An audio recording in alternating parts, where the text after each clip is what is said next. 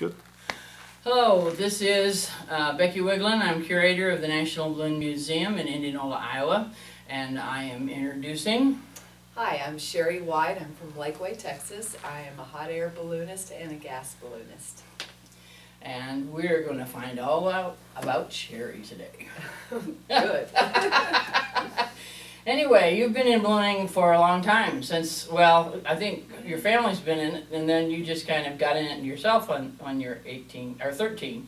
And would you like to give a little background? Well, my sister saw that a balloon was going to be tethering at our church, and she told my dad, and she was 11 at the time, and I was 13, and he went over and went up on a tether ride and thought that was the greatest thing. And he was driving home from work one day and saw this balloon flying and chased it down and helped it land. And of course it was the famous Bill Murtaugh. Oh! With his long white beard. And my dad got really excited, and they started talking, and my dad wanted to really learn to fly. He flew planes, but he didn't fly balloons. So they formed a club in Houston, Texas, and bought a balloon, and he started learning to fly. Bill taught all the club members. I was 13 at the time, and so my sister and I were his crew, and we crewed for him. Came to Indianola, Iowa every summer for the Nationals, driving in the pickup truck with the one seat, all four of us sitting across the bench seat, and the balloon in the back. And then when he competed in the World Championships in France, or in England, he took us out of school, and we did that. And so I think that's where the whole interest of flying and the international flying came from, was back going to the World Championships in England in 1977. Wow. Now I'm going to back up as far as clubs, because even in Indianola, when the people started, they all checked their money together and bought one balloon and then shared it. Now, would you talk about like how many people were in the club and who they were, and how much money they had to, you know, I can't remember put in the specifics, so don't quote me on all this, but I do remember it was about maybe 23 to 26 people, and they each put $500 in. And so it was a reasonable amount, and then they had to, every time you flew, you had to put money in. I do remember going to meetings, club meetings, and they would have a big bowl, and they would draw the names out of the hat on the different flying spots, the Saturday and Sunday flying spots, and that's how you would get your spot to fly. And Mary, Bill's wife, was one of the club members. What's his name? He flies over in Africa. Don Weiler. Don Weiler and his brother were members. There were several. There's a few that, you know, I can't think of anyone that still flies other than my father. But it was, you know, it was back in the 70s, and they bought an old Picard balloon, and they would take turns flying it. So. That's what my next question was. Which balloon that you decided? Because up here we had a Hawkeye club, and they only had like 7 people, and some of them never flew. They just wanted the idea of that they were in this balloon club. You know, it was like the thing to do. And then some of them got their license, some of them just crewed. And that's exactly what the Houston Club happened. If you got their license, if you were crew, if you just would come for the social aspects, the club meetings and the parties, the same thing. But it was the old Picard balloons where you flew with helmets, and you had to have a striker in your hand, because the burner would go out the whole time, and you know, you had the suspended plate, and we didn't know about crown lines at the time, so you would inflate, you know, walking up the load tapes, and you had a cape well with Velcro that held your top in. So there was none of these vents or anything. When you decided you were pulling that, you had to land. You had no option. So. Yeah, things have really changed, for the better by a long time. Because, you know, did you ever have to flap a balloon? Oh yes. Oh yeah. Several times. That's the worst thing. Out in the middle of a field, there's no way to get to it. You go get another tank of fuel somehow. We've had helicopters drop in tanks of fuel, flapping it to get it out during one of the events in Houston. Well, explain for people who have never had to flap or got the thrill of flap exactly what that means. Well, in today's world, we have fans, inflator fans, and that blows the air into the balloon so that it's a nice shape, so then when you turn your burner on, you don't burn your fabric, and the heat and the gas, propane gas, goes directly into the balloon. Well, back then, if you were out in the middle of nowhere or your fan was broke, you would, two or three people would get on each side of the mouth of the balloon, and you would sit there and you would literally trying to get air in the balloon, you know, flapping it enough so that you could get a little bit of an opening so that you could turn your burner on without scorching your skirt or around the mouth with fire, and then you get the balloon up. But it was very difficult. It was very time consuming. My first flight was flapping, and I thought, if this is ballooning, I'm I never quit. going to live through it. I go home. I've been trying for years to find out whose brilliant idea came up with inflator, but man, they changed the face of ballooning and on all cameras. Yeah. So God bless whoever was that. Anyway, so then then your father was in there, and then did your sister ever actually get a license or in there? My sister was a pilot as well, and actually the way that I got my license is kind of interesting. My father wasn't my first instructor. Bill Murtaugh was, and I worked for him. I was in high school, and I was 16 and had just gotten my driver's license, and he needed somebody to crew for him for his passenger flights, so I would go out and drive his super truck that was propane run, and when his passengers wouldn't show, then he would give me my lesson, and so I got my lessons by working for him as a crew chief, and then when I was 16 I soloed, and then I kind of scared myself on my solo flight. I got up there in that old Picard, and I didn't know I was soloing that day, and my dad and Bill hopped out, and after finally, you know, I'm up at 300 feet throwing the trail rope out. And my dad's like, Sherry, you're coming towards the woods. You've got to come down and land right now, or we're never going to get you. So okay. So I bring it down, I land, and I quit flying. You know, that was just too much to handle, and with school and finding boys, and then I started back when I was about 18, 19, and bought my first balloon at 19, and then once I had a balloon works with a burner that worked, and you know, a nice secure basket that was woven without all these holes all in, and a burner that was with a frame, so you didn't have to wear helmets. Yes, it was a different story. And yeah, because we had a balloon works, and it totally changed ballooning with the uprights and the whole thing. Right, and the crown line. Crown line and the parachute top. And yes, and it, you know, just a couple years makes a lot of difference. In that, you know, people could see what they liked or didn't like, or what they needed, and the same thing.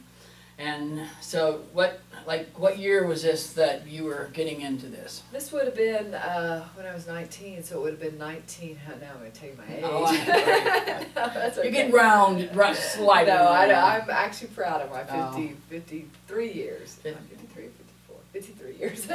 And but it was in 1979, 1980. So, right in that range. So you because I wondered, you know, like we get these like.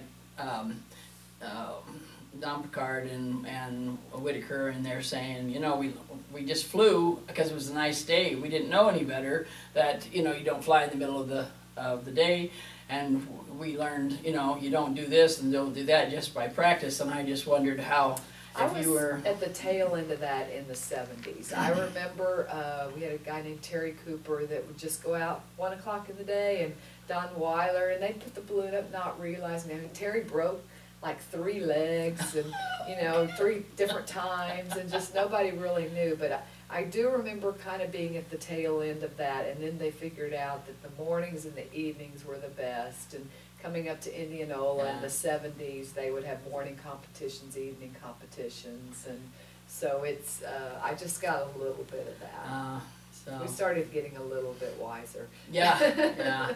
No, we were in it since about 76, and you know, and even the nationals change. I mean, now everything is, well, you've got phones, and before they did cell phones, and I remember they had to have a check off list. If you came in, they wanted to know if there was a lost balloon, so you had to check. There was a sign, and you checked off if you were in, and so.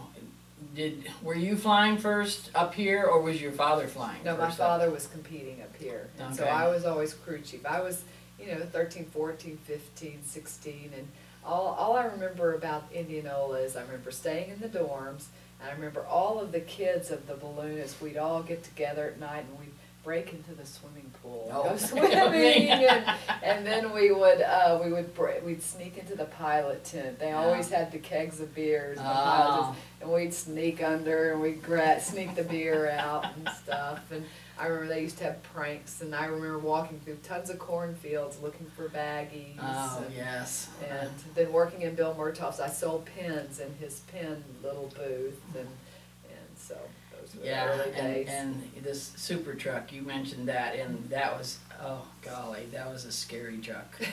Because I never could figure out how on earth he could get it. It always came from Texas up here, and I think just a few more, wires and a little more tape. And he said he always had his tool chest, because it broke down about every day, and he'd just fix something else and go on. I never could figure out. I think it was just his personality. I mean, I think he was in love with that truck, and it was gonna, do or die. That's right. But what a guy, yeah. And was he easygoing as far as? Oh yeah, he was very laid back. Yeah. I never heard him raise his voice. I never heard, just very laid back about it. The one thing though is later on in my flying career, when I had moved to Cameron Balloons, I had a flame out in the Nationals, and it was a really scary flame out. That's the closest I've ever been to death, coming down and right in an intersection with power lines and trees, and I couldn't get it lit, trying, and finally, it lit by itself, and to this day I still don't know what happened. Although I had my twins were like 9 months old in the hotel room, so somebody was watching out over for you. me. But I remember after that happened, Bill called me, and by this time, we didn't talk that much. He said, "Were you flying with the striker in your hand?" I'm like, no, Bill. Well, you need to fly with a striker in your hand. I'm like, okay, you're right. You did teach me to fly with a striker in my hand. Or at least have one in the basket. Well, I've always had them in the basket. I had them in the basket then. I just couldn't get, and I actually had the wrong kind because I couldn't get in to get the flame, and it just wasn't relighting, and I didn't have a lot of time. But yeah, he was watching out. Where's your striker? Yeah, he was quite a guy. Anyway, like a lot of people are superstitious. Are you kind of a superstitious flyer? Is there something you always have to have with you, especially because you fly gas and hot air and you have high altitude and stuff? Is there something that you always want to make sure you have? When I fly my gas flights, I always wear kind of the same clothing that I've worn since I started gas flying in 2002. So I guess maybe at some point I should change my outfit up a little, but well, if it works. No, I'm not that really superstitious. We lost a dear friend recently, Cindy Petrin, and so I have and purple was her favorite color, which is my favorite color. So I have a little medallion that has her name that I really like to tie to my basket now, but that's not so much superstitious. It's just honoring, and it's just like, you feel like other people are there flying with you and protecting and watching over you. I've seen a couple of those. I think that's a very nice thing. Yeah, it is wonderful. She was a special person. It's just too bad that they die so young. I know. It is. It's just a waste. Yeah. Waste of things. All right, now, when did you, I know you fly both gas and hot air. When did you decide to get into gas? Well, I flew hot air. I've kind of gone through all the transitions of having my own balloon, flying rides while I was in law school. Then I went to just competing, and I got real serious about competition, went out and learned to do, terminal descents, and learned how to do all the competition, flew in, nationals, and then I went to a corporate program. And then in 2002, Mark Sullivan called me up, and his flying partner, Sid Cutter, had just recently retired from gas ballooning, and he needed a co-pilot, and so he asked if I would be interested, and I said, well, it sounds good, and I've always wanted to do it, but I'm afraid of heights. I know, you're going to go, yeah, right. I said, I just don't know if I can do it. I really, I can fly balloons, but, I get nervous when I have to go really high, and he's like, well, just come for a training flight, and let's just see how you do, and then you can decide. And so I drove out to Albuquerque and did a training flight overnight, and fell in love with it, and just loved the peacefulness and the quiet of not having the burners. And then my next flight was from Albuquerque, 3 days, 3 nights into Homer, Georgia, landing in a swamp. Oh dear. And here I'm so brand new green, and like, this is what you do? So that was 2002, and I took a few years off because I scared myself again, and then started back. And well, I wondered how you got matched up with Mark Sullivan. And he just, he called out of the blue, and Sid was retiring, and he was looking, in gas ballooning, it's really important to be lightweight, because you definitely are lightweight. No, because the ballast is like gold, you'd rather have, instead of the weight on your body, you'd rather have this bag of sand that you can get rid of. Yeah, that's right. And then it also, it takes someone that can actually calculate and work with maps and figuring things out and doing multitasking. And so he just, I don't know, he called me out of the blue, literally. Yeah. And well, I'll try it, but we gotta make sure I can do this height thing. And in the gas balloon in the daytime, a lot of times we're up 16,000 feet. I've been as high as 19 over in Europe. So we're flying altitude. Well, I noticed it said in like, you got the Montgolfier in 2009 for your best performance in a gas balloon. So would you like to expound on that? Well, that actually is one of my most adventuresome favorite flights in gas that I have ever had.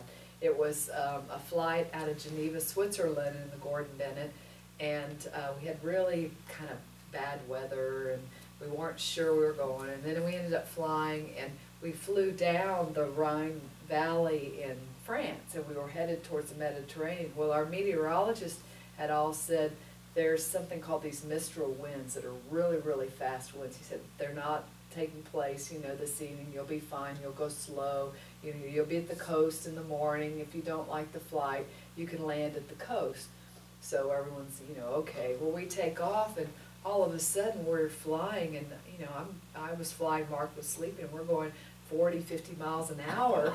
And I'm like, oh my God, we're going really fast. And we had a common radio frequency, and I just remember one of the Finnish pilots, it was his first Gordon Bennett, he's on the radio going, woohoo, I'm going to win the big prize, because he was going like 60 miles an hour, and we're like, well, and there were all kinds of the wind turbines and stuff on hills, and I woke Mark up and I said, Mark, I'm not comfortable going this fast, this slow. I'm going to go up higher and find slower winds. He's like, you're flying, whatever. And so I went up, but even then in the morning we were over the Mediterranean. At sunrise we were already over the Mediterranean, and so you were over water. And so we were flying, doing fine, and our meteorologist was telling us, you'll curve back into Spain and everything will be fine. Well, we're flying along, and all of a sudden, the winds are switching, and we're not curving back into Spain. And then we hear 3 balloons have landed in Africa. And we're like, oh my gosh. And then the 2 Germans, Willie and Tomas, were flying kind of beside us on the same radio. And Willie was saying, it's no problem, don't worry. The meteorologist is saying we'll all get back to the coast, Spain.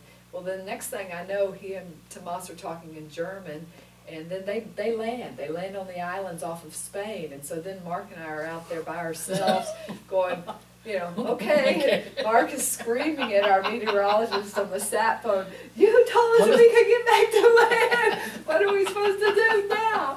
And I'm like, okay. And so then we're starting to plan, well, okay, so maybe we're not getting back to land. We're going to go into the Straits of Gibraltar. Maybe we're going to have to ditch it.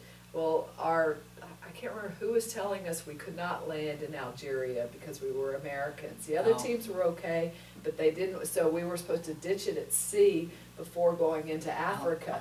So I look at Mark, and we're going through the plans of we have a life raft, and we have survival suits, and we have the number of the Spanish, rescue and the Coast Guard, and we're talking about how we're going to put the raft out and get out. Then I looked at him, I said, and he's going, you know, you'll get in the raft first. And I said, well, you can swim, can't you? He says, no. Oh, you can't swim.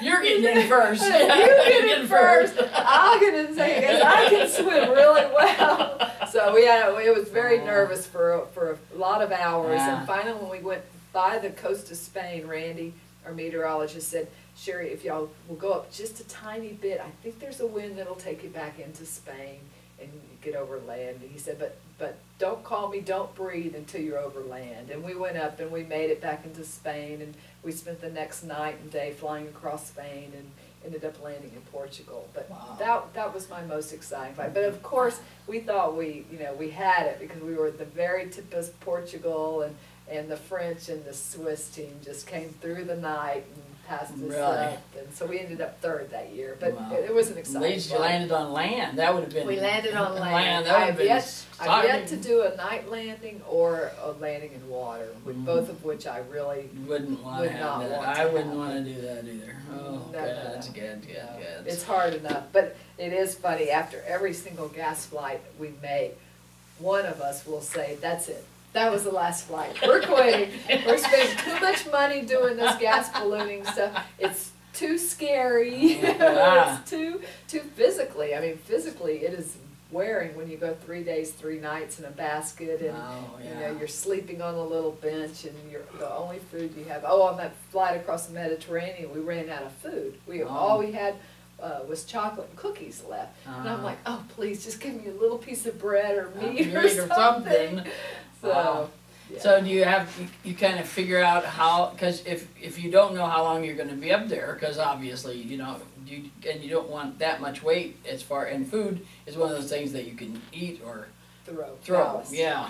So and do you have certain things that you particularly like in there and he particularly likes in there? We've been flying long enough that we actually have our grocery list kind of in our heads, and when you're flying at altitude, you don't get very hungry, but you always need to make sure you're drinking to stay hydrated. So we always have like big quarts of water that we take. We usually take 12 of those, and then we take just really pretty standard food. We don't have an airborne heater, so we don't take anything that needs to be heated. But we have just usually turkey, cheese, bread, cookies, pretzels, fruit. I like to have a lot of fruit: apples, bananas, grapes, whatever kind of looks good, and then chocolate. The chocolate. And do you use the liquid also as ballast? We do. And we've used the food, and we've used the ice chest. We've used it, and the batteries, and there's been 2 times we've had to throw the ice chest out. One time in Spain, and I had all this really good food that I bought in England, these really nice cheeses and things, and I had to throw it all out. Oh, gads. Now, I know you're going in September of this year, you're going to another Gordon Bennett in Vichy, France. How many, I looked on the list, and there's like 18 balloonists or balloons going, and there's only 2 United States balloons. You and another 2 gentlemen I didn't. Right, Phil Bryan and Andy Caton are the other team. Oh, I didn't. That wasn't the name I saw, but yeah. And so I know you with Carol and Richard out, and that was a great loss. And do you have? I know with the price of helium and hydrogen and everything else, are people kind of hedging, not going into gas? And it's not a cheap sport because by any means. How much does a gas balloon cost?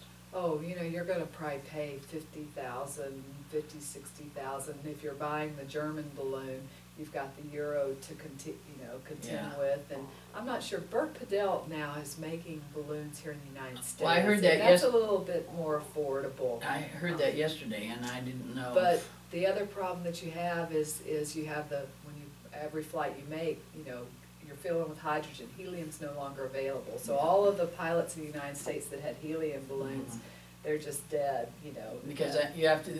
I know. I went through this class at the convention, and I just thought maybe they were interchangeable, but there's a whole different material if you got hydrogen, and a whole different material when you got helium. So the ones that you are driving, not driving, flying, are. I fly in the German Werner balloons, and they'll actually take helium or hydrogen. Oh. But there's other balloons that will only take helium, and those are the ones that are now obsolete, and so they're having to go to the balloons like Bert's making that are hydrogen capable. And hydrogen to fill a balloon is right now it's around $1,000 per flight, so that's kind of steep. Well, it was different than helium, because helium was like, what, 15,000 or something ridiculous? Well, yes, now helium at the Yeah. end was really unaffordable, and Yeah. now it's not available for Yeah. us. So it's all hydrogen, but I think, it's kind of a dying sport in the United States. In Germany, they're still flying tons of gas, but I think now maybe with Bert's new balloon, and there is a club in North Carolina, I think we might see more clubs forming where you, just the way we did hot air back in the 70s, and Yeah. makes it affordable, and you can get involved and be a part of the group. Because gas Yeah. ballooning is fun. I mean, it's so wonderful to fly through the day and the Yeah. night, and the quiet and peacefulness, and watch the sun come up and the sun set, Yeah. and there's just nothing like it. It's So- on my bucket list. I want to go on a gas balloon through the Alps. Alps, I yes. just think that would be fabulous. But, Yeah. But anyway, but are there any? How many? Well, they're always in teams, but how many teams are still left in the United States as far as gas? Oh, they're not always in teams, because sometimes pilots will switch up their co-pilot. No. So, but I think that there's probably, I don't know, maybe 10 gas balloons right now in the United States. There's not that many. Probably there's a few more pilots than the gas balloons. But it's kind of whittled Yeah. down, and a lot of people go on and do other things in life, and so. Yeah. And then the new club balloon, that's where our growth will, Yeah.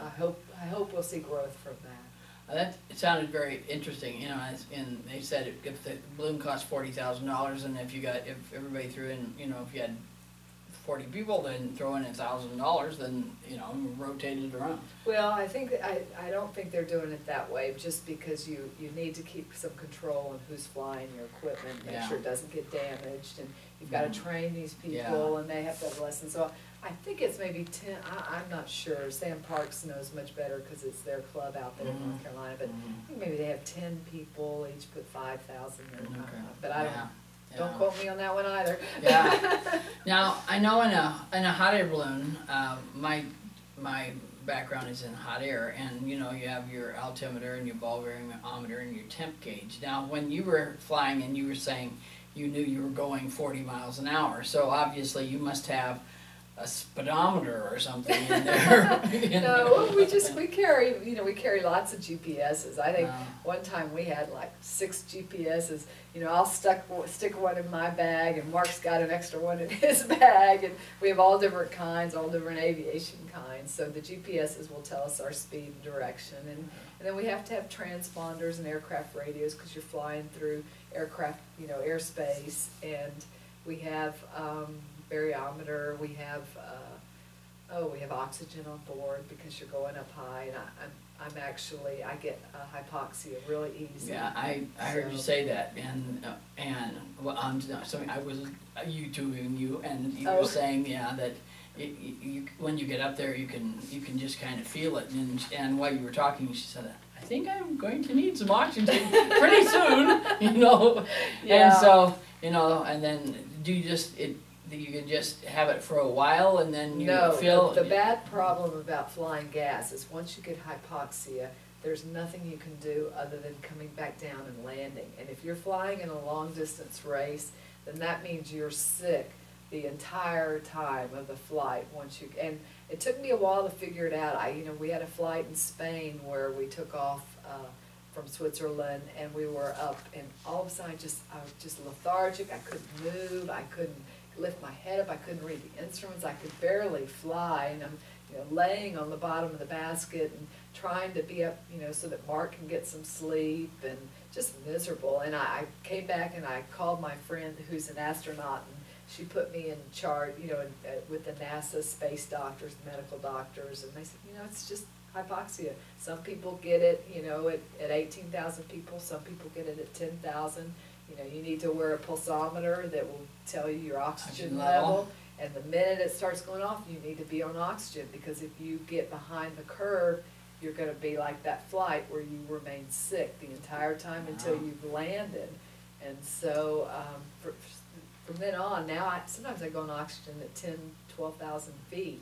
You know, early. I live at sea level. Mark lives at altitude in Albuquerque, so for him, his level is different than my level.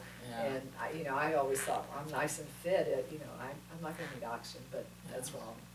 So my flights lately have been really nice because I've been going on oxygen and catching it before I get into that state. So what's the highest you've been? About 19,000 feet. In the United States, 18,000 is our Class A airspace, so you're not allowed to go up above 18. But in Europe, it's actually higher, and so I think I've been about 19,000 feet, crossing over the Pyrenees from France into Spain. Now, I heard you say that you went to law school. So are you a practicing lawyer? No. Oh, no. No, I went to law school, and I was a corporate lawyer, and I practiced until my twins were born in 1994. And probably about a month before they were born, I stopped practicing. And I haven't put a suit on since. No, I haven't. I always wanted to be a mom, and so when my babies were born, you know, that was my role. I wanted to be home with them. I wanted to do everything with them, and actually, I started taking them ballooning. They were flying with me in the womb, and I was competing at the nationals. And, you know, that 9 months, they were 9 months old, and I was back up in the air competing. And then my Touchstone program for the rural electric co-ops came around when they were 6, and so they were always my crew. And we traveled, actually they were 5, we traveled all over the United States in a van, and they would wear their little Touchstone Energy shirts, and so they were part of the team. But, and no, I have not missed the practice of law. So, what are their names? Gordy and Madeline. Oh, so you have a boy and a girl. I mean, I was blessed. Yeah. My husband wanted 1 child, and I came home with the ultrasound, and he's, oh, this isn't nice. They give you 2 views. 2 views? I'm like, not No. exactly. There's 2. Yes, there's 2. There's 2. One birth and 2 kids. That's right. So I got it all. All done, and then boy and girl. So I know. that was perfect. And so. I always said from the time I was little I was going to have twins. So again, really, yeah. Do you have twins in your family? There's a few up the chain and stuff, but so it was wonderful. I have a son that now he's actually they're both in college. They just started this year, and. Do they go the same one? No, my son's at UT, University of Texas, studying electrical engineering, and then my daughter's in Manhattan, in New York City, at School of Visual Arts, studying illustration. Well, so they're completely separate. Yeah. But my son's going to work for me all summer, and he'll drive the chase, and he'll help with the balloon. He's a student pilot, and he's had a few flights. He hasn't soloed yet. And my daughter likes to drive in the truck. She does not like heights, and she does not like mornings. I wonder where she gets that. So what does your husband do? He flies airplanes, and he flies for fun. He rides horses. He owns real estate in Houston, Texas. So he's been a good sport all along. He actually would stay home with the kids when I fly at nationals, or when I needed to go, or during the school year. He'd stay with the kids while I went off and did my Touchstone Energy. Well, you kind of have to have a good balance, otherwise it's not going to work. No, it won't. So, well, tell us more. I see in 1993 you were voted Rookie of the Year, so you started off with a bang. I did, and that was really exciting because I was the first female Rookie of the Year, and I really wanted that. That was my first nationals in Middletown, Ohio, and I trained and worked and just really was excited about it. When I received that honor, that was one of the most exciting things that happened, in my ballooning career. That's good, because I always think women don't get enough credit, and that's one of the things I've worked on here is, and the guys go, well, where's our wall? I said, you have the world, for crying out loud. There's very few female pilots, and for me, I like to kind of be a role model for the young children and the girls. I do a lot of tether work in schools, and you know, I like for the girls to see that, you know, females can do other things in life, and they can be pilots. So I think that's very good, and I agree with you wholeheartedly, because I just started working with STEM, which is science, technology, engineering, and math, and they're pushing, you know, that's kind of one of those things that seems to be going, and they're really working with the women and, well, girls, and with kids too, because they need them to go into. And I said, well, ballooning is STEM from top to bottom. Exactly. Know, because every part of it is dealing with STEM. So I think that it's a good mix. It is. And then you were the U.S. National Women's Champion too. You just went from rookie to big chief, huh? No, that was another exciting thing, and I worked hard for that. So, yeah, that was really exciting when I was the U.S. National Women's Champion.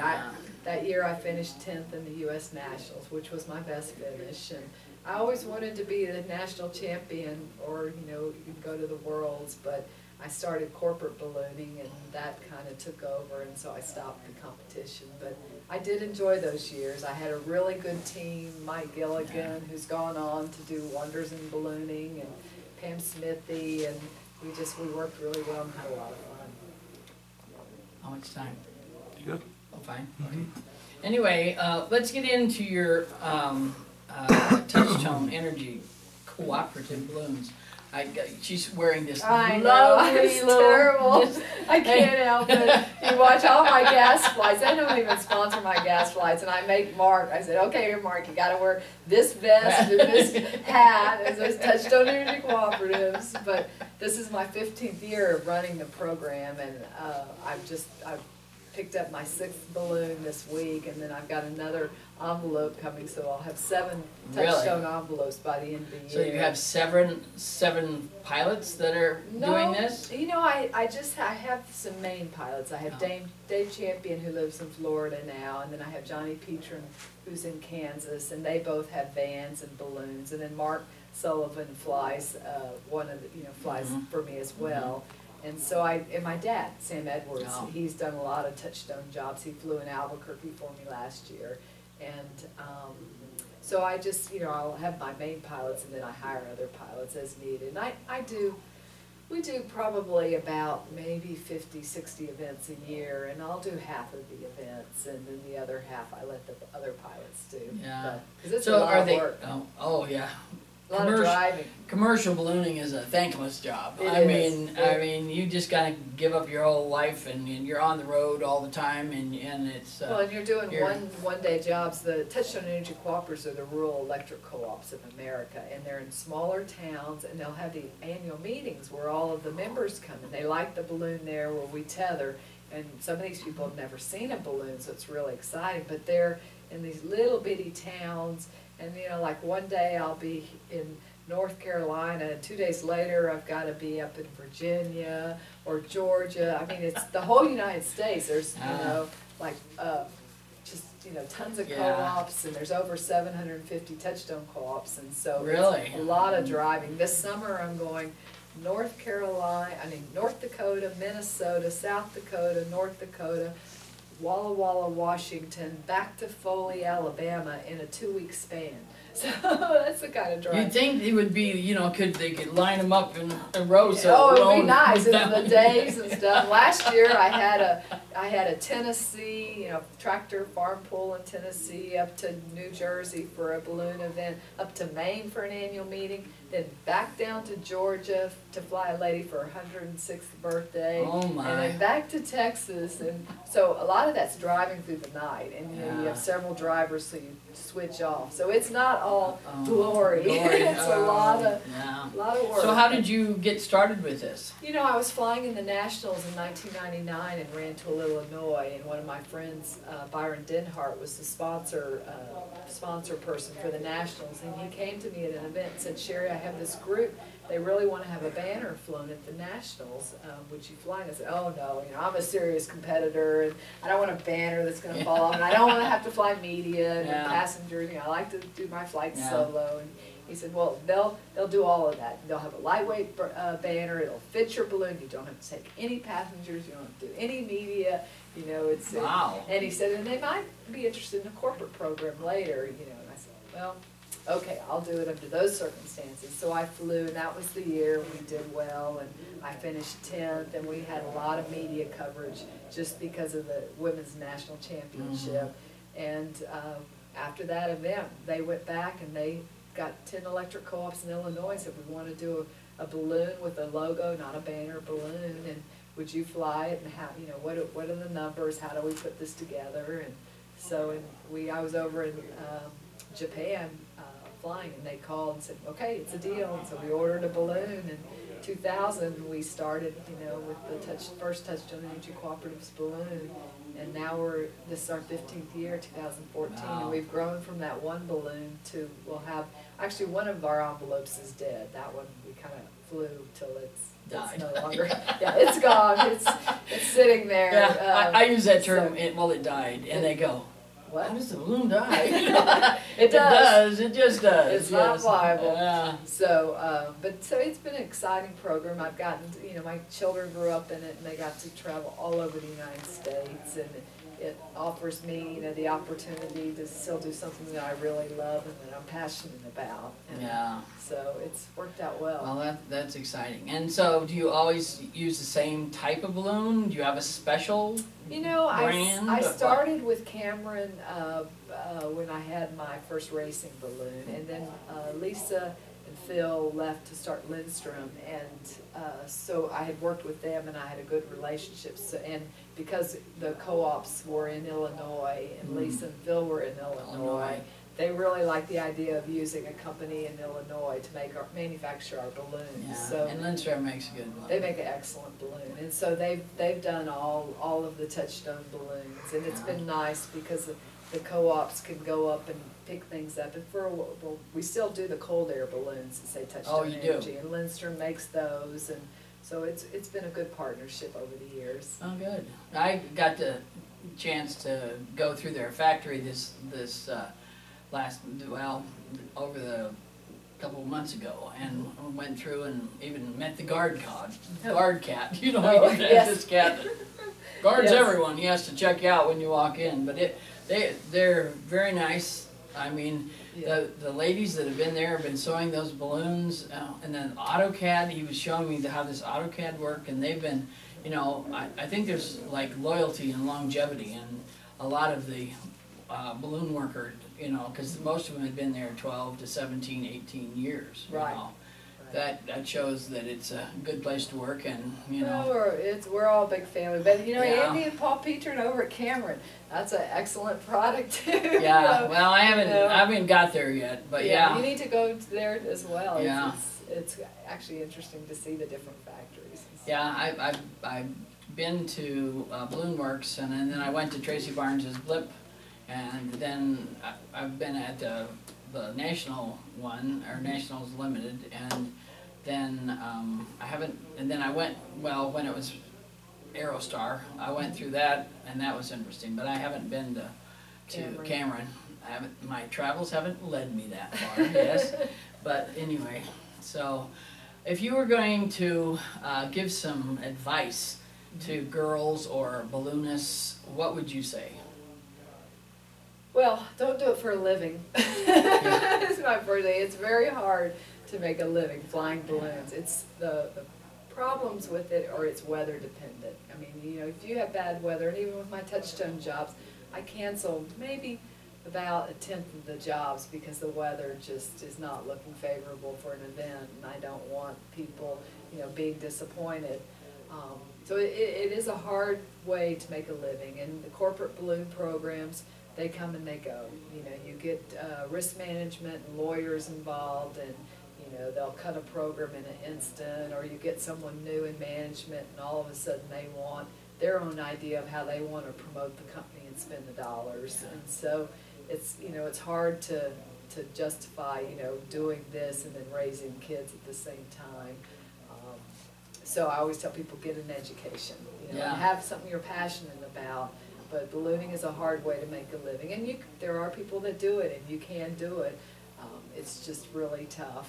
But as far as the sport of ballooning, I mean, there is nothing like waking up early and flying over trees and dogs and seeing the sunrise and sunset and just, you know, having that freedom of flight. I mean, Yeah. we've all wanted to fly, you know, it's just. And ballooning is just one big happy family, because the That's- people who fly, you see them at every race, or you know, the majority of the races, and That's the other thing about the is. sport, is the family aspect. You cannot, I mean, it's just, you go anywhere, wherever I go, if I need help, there's always someone willing to help. A lot of times on my gas flights in the United States and in Europe, you have gas balloon pilots or even balloon pilots that are following you on the internet, and you land, and there they are, you know. When we landed in North Carolina, the North Carolina pilots were all there, packed us up, took us to their house, let us shower, gave us champagne, and we all had a meal with them. And, you know, in Spain we landed, and we had a British pilot that saw we were going to kind of be, you know, a few hours from his home, drove there, was there when we landed, and Really? brought salad and food and champagne. It's because he knew we were probably hungry. Yeah. And I was like, oh, thank you. So, you know, it's just a wonderful family. Or Yeah. if you're in part of the world, my sister was in Germany and had a motorcycle wreck, and we called Matthias de Bruyne, and you know, they stayed at his house for a few weeks until they were ready to fly home. Oh wow. So the family That's- aspect is wonderful. That's cool. And it's a good way to raise children. Your children come up and they learn people from all walks of life. And Yeah, and you've flown at Saga, right? I have yeah, actually I did find the competition. Anyway, we had a young man last week that is an architect, a Japanese architect, that is going to build a balloon museum in Saga. Ah, And interesting. yes, and because they've had ballooning I didn't know if they had one or not, but he came over and checked out our architecture, and then he was going to go to Albuquerque and check out. I said, well, you're going to see a large difference, There's a little slight difference, you yeah. know.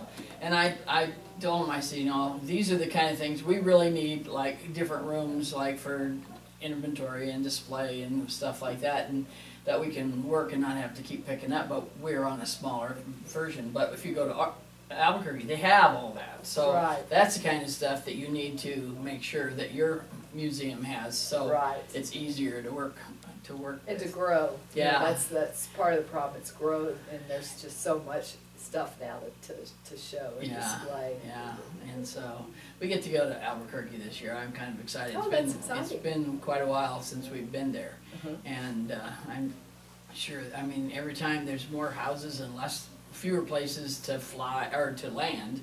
That's the Yeah. bad part. Now, when you were saying about what kind of rules do you say, okay, that you're going to cancel? It has to be like wind. Well, I don't like anything above 10 miles an hour, you know, and for corporate work, touchstone stuff, it just depends. Sometimes I'll do windy tethers if I've got media there, people there. It doesn't bother me, and I've done it long enough that I know my limits on when I have to just pull the red line and say, I'm sorry, I just can't do it, or I give a show or something. Yeah. Gas flights, you know, we've actually, last year we took off in France and the weather was just not favorable, and we got caught in a cloud and got dumped out, and it was really scary for me, and that was the time I quit. You know, I went, Yeah. that's it, no more gas flights. And of course, the next day you're like, okay, well, when are we flying again? Yeah, well, So- when you said like you quit it several times, and then Yeah. Mark, does he pick up another passenger? Or he just waits until you settle No, down? no, we always fly together, but Yeah. one of us will quit, and it's like, okay, we're not flying. And this year in Albuquerque, we landed up in Minnesota, and he said, that's it, I'm just too old, it's time to retire. And of course, then 2 days later, okay, well, are we gonna fly the Gordon Bennett next year? Yeah, let's go ahead and fly the Gordon Bennett, but maybe, Maybe that's our last time. maybe Yeah. that'll be our last time. So, well, good. Do you have any final things that you would like To share? to share? No, it's just been a great life. I've been very fortunate to be able to be in ballooning from the time I was 13 to see this wonderful sport grow and to have the opportunities that I've had, you know, and be able to fly the places that I've flown, meet the people that I get to meet. I just feel very fortunate to find something that I'm passionate about and being able to follow it and do it. And, you know, I hope that the sport continues. And, well, I know it'll continue. There's always people that want to fly. Yeah. And, All full of hot air. yeah, and now I'm here working with the BFA, trying to make sure our sport does continue Yeah. and grow. Yeah, Sherry's on the BFA board. We didn't Yes. mention that, but yes. And this is how long have you been on that? This is my first year. First year. First year as the Southwest Regional Director. So you're on for for 3 years? 3 years.